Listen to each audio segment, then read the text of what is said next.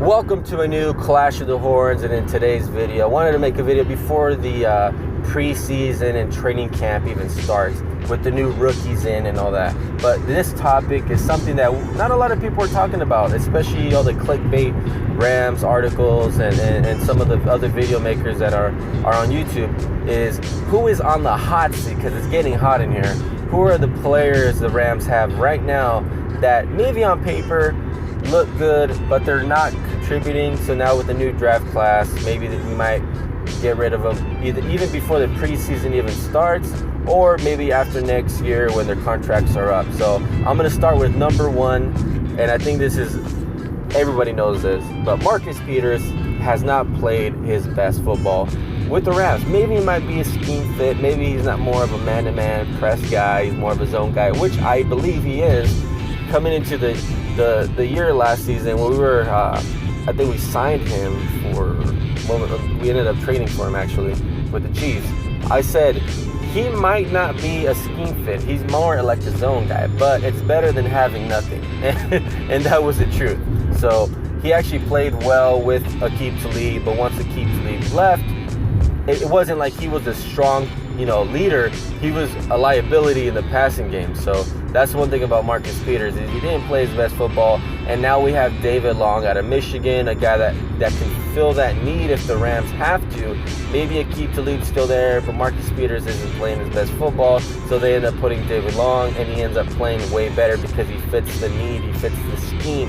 He's better with the defense, man-to-man press, and that's something that David Long is very good at, which is why I was very excited, because you don't know if we end up keeping Marcus Peters, and then maybe Aqib Talib retires, and then we have David Long to come in for Aqib Talib. So if David Long works out great, why should we pay Marcus Peters a lot more than he's actually worth? And we don't want to inflate the market and pay a guy that not only doesn't fit the scheme, but out of just a dumb decision, pay him because he's a big name, which he is. He does have the stats to be a big name, but when it comes to being a man-to-man, all-around good defensive player, Marcus Peters might not be that guy. But hopefully he does plan out. The Rams do need his talents at the highest level. But like I said, if David Long plays better than Marcus Peters, I have no reason why we don't get rid of Marcus Peters, because after this season, both Aqib Talib and Marcus Peters contracts are done with the Rams, unless the Rams decide to extend them again. But that's just my opinion. Let me know what you think about Marcus Peters. Has he been playing his best football? If not, leave a comment, and obviously leave a like and share. Now, the next video I want to talk about, or the next player actually, is Michael Brockers. We all love Michael Brockers. He's been on the team, I think, since 2010, 2011. He's getting higher in age. I think he's about 31, 32. He's playing at a specific position. Your main responsibility is to stop the run, and is not to be moved out of your gap, and just stuff that gap and don't let anybody move you out of there. And especially after going from a 4-3 defensive tackle to a 3-4 nose tackle / left end, that kind of leaves Michael Brockers at a weird, predicament where he's playing out of position. But they tried him. He's done fairly decent, but he's not better than he used to be because of the type of scheme that he's in. That's something more of Wade Phillips needs to worry about. But I feel like you can save more cap space if you end up cutting him or trading him. If you end up cutting him in the end of the year, you might save a little bit more, a little bit less. But if you cut him now, you'll save a lot more. And after this season, his contract is up. So it kind of leaves you in a weird predicament. Like, has he played very well to the point that he's worth that much? And would it be better long term if you let him go? Especially after he had the dynamic duo of Ndamukong Suh and Aaron Donald playing side by side with him, but he didn't really show up statistically. And our run defense wasn't really the best while they were all together. But they did get after the quarterback because they ended up sending Ndamukong Suh and Aaron Donald plus the edge rushers to go after the quarterback.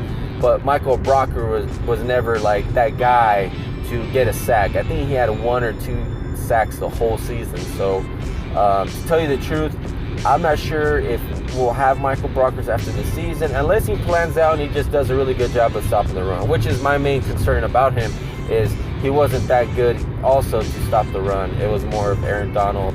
Other players defensively were really better at stopping the run than Michael Brockers, but it is what it is. I'm just saying, like, we could save more cap room. Maybe try another player at that position that might fit the scheme better. But honestly, hopefully it works out. I like Michael Brockers. He's one of the most tenured players for the Rams, and I would miss him if he were to leave. He's really humble and nice guy in person.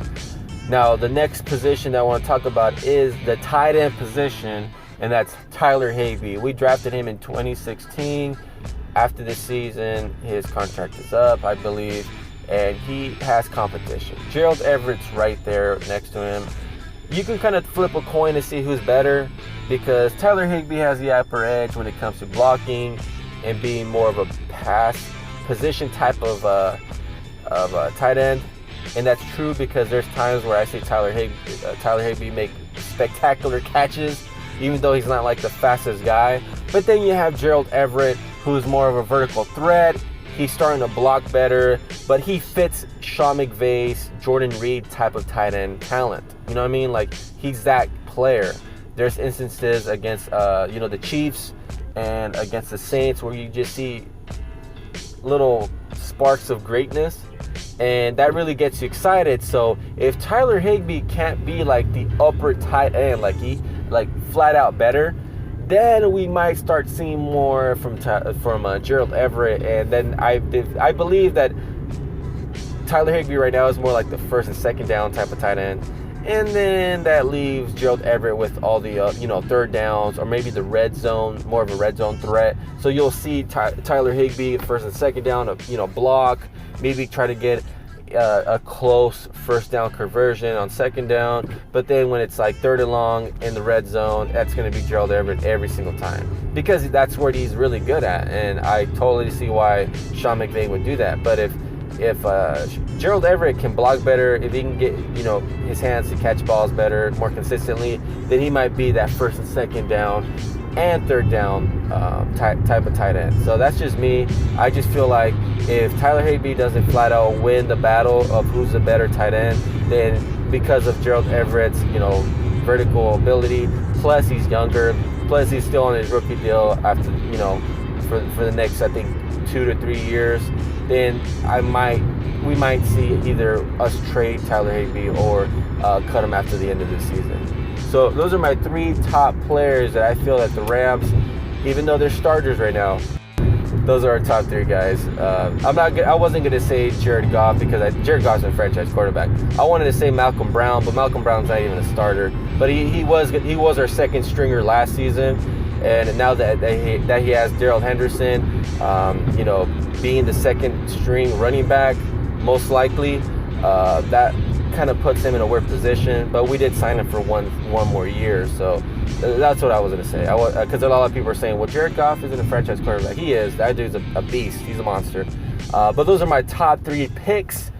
Let's talk about them one more time. Marcus Peters, Michael Brockers, and Tyler Higbee. Until next time, you guys, leave a like, leave a share, leave a comment, and like always, go Rams.